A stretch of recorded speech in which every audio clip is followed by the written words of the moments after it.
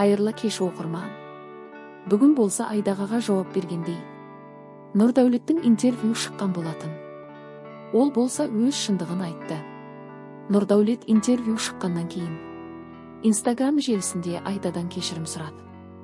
Өзінің жазуларында қалдырған болатын. Мен кешірімімді сұраймын бәрінен. Жасалған нәрсе жасалды, айтылар сөз айтылды. Бір-біріміздің барлық былығымызды айттық. Әрі қарай жау болмай сыйластық қалып, әдемі қоштасу керекпіз деді.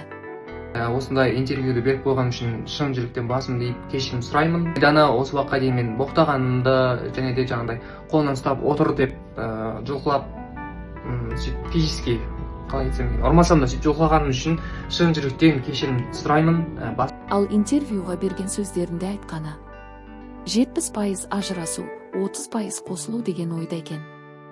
Тағдыр осылай шешілді, алда не болатынын уақыт көрсетеді. Көп ауыр пікірлер келгенін айтты. Бірақ өзінің сол жағдайда тыныш үндемегенін қалапты.